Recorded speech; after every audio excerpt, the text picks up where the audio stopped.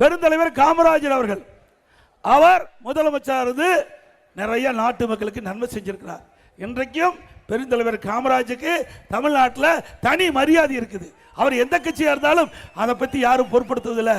மக்களுக்கு சேவை செய்த ஒரு மனிதர் பெருந்தலைவர் காமராஜர் என்று இன்றைக்கும் மக்களால் போற்றப்படுகின்ற தலைவர். அவருக்கு மெரினாவில் ஒரு இடம் வேணும்னு திரு கருணாநிதி அவர்கள் முதலமைச்சர் இருந்த பொழுது நம்முடைய காங்கிரஸ் கட்சியிலிருந்து நம்முடைய கட்சியில் இணைந்த எஸ்ஆர் பாலசுப்ரமணியம் அவரோட 2 பேர் போய் திரு கருணாநிதி கேட்குறாங்க.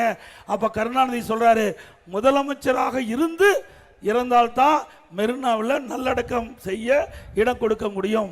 ஆனால் உங்களுக்கு அங்கே நம்முடைய கிண்டியில் இடம் கொடுப்புன்னு சொன்னாங்க. அப்படின்னா திரு கருணாநிதி யாரு? முன்னாள் முதலமைச்சர் தானே.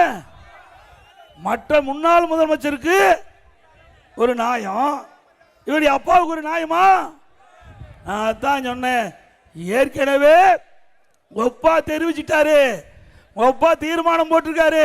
அதன் அடிப்படையில் முன்னாள் முதலமைச்சராக திரு கருணாநிதி அவர்களுக்கு மெரினாவில் இடமில்லை, கிண்டியில் 2 ஏக்கர் நிலம் கொடுப்பதா சொன்னேன். நிலமும் கொடுக்க முயற்சி கொடுத்துட்டேன். ஆனால் அதை மறுத்து நீதிமன்றத்துக்கு போனீங்க. திரு ஸ்டாலின் அவர்களே, உண்மையை மறைக்க முடியாது, உண்மையை மறைக்க முடியாது.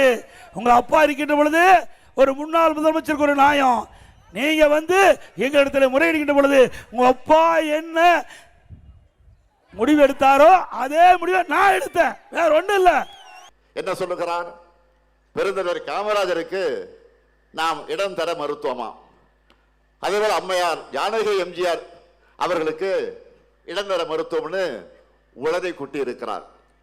சங்கை கூட்டணியில் சேர்ந்த காரணத்தால அவங்கள போலவே வாட்ஸ்அப் வதந்திகளை வாந்தி எடுத்துக்கிட்டு இருக்கிறார். பெருந்தலைவர் காமராஜர் மறைவுற்ற போது சொந்த மகனை போல உடனிருந்து இறுதி நிகழ்வுகளை செஞ்சவர் நம்முடைய தலைவர் கலைஞர் அவர்கள்.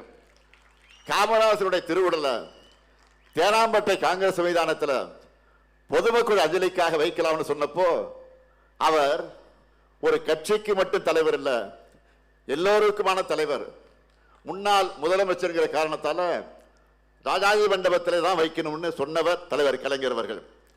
அவரை கிண்டி காந்தி மண்டபத்தில் தகனம் செய்ய முடிவெடுத்து நள்ளிரவு மழையில நனைஞ்சபடி இடத்தை தேர்வு செஞ்சார். அவர் போன கார் லைட்டை போட்டு இரவு மழை பெஞ்சுக்கிட்டு இருக்கு. அப்போ அந்த இடத்தை தலைவர் கலைஞர் தான் தேர்வு செஞ்சார். அது மட்டும் இல்ல, முப்படை வீரர்கள் தூக்கிட்டு வந்த பெருந்தலைவர் காமராஜருடைய உடலை வாங்கி பீரங்கி வண்டியில வச்சது யார் தெரியுமா? தலைவர் கலைஞரும் அன்றைய கர்நாடக முதலமைச்சர் தேவராஜ அரசு அவர்களும் தான். அதே திமுக அமைச்சராக இருந்த ராஜாராம் ஆகியோர் தான். தகன மேடைக்கு அருகே இந்திரா காந்தி அம்மையாரோடு கலைஞரும் இருந்தார். இதெல்லாம் வரலாறு. பழனிசாமி அவர்கள் சொன்ன போய் உண்மைன்னா அந்த காலத்திலே இந்த பிரச்சனை சர்ச்சையாக இருக்கும் அல்லவா, பத்திரிகையில் செய்தியாக வந்திருக்கும். ஆனால் அப்படி எதுவும் நடைபெறவில்லை. ஆனால் தமிழ்நாட்டு காங்கிரஸ் தலைவர்கள் எழுதின புத்தகங்களில் கலைஞரை பற்றி புகழ்ந்துதான் இந்த விஷயம் குறித்து எழுதியிருக்கிறார்கள். அதே போல ஜானகி எம்ஜிஆர் அவர்கள் மறைந்த சில நாட்களிலேயே ராமாவரம் தோட்டத்தில் இருக்கக்கூடிய எம்ஜிஆர் இல்லத்தில் ஜானகி எம்ஜிஆருடைய படத்தை திறந்து வச்சவர் தலைவர் கலைஞர்.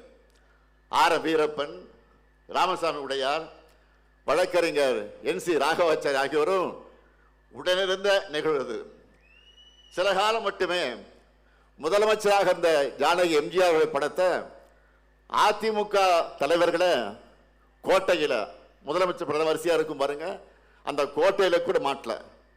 ஆனா தலைவர் கலைஞர் தான் 1996ஆம் ஆண்டு ஆட்சிக்கு வந்த பிறகு கோட்டையில அவங்க படத்தை மாட்ட சொன்னார். அந்த அளவுக்கு மதித்தார்.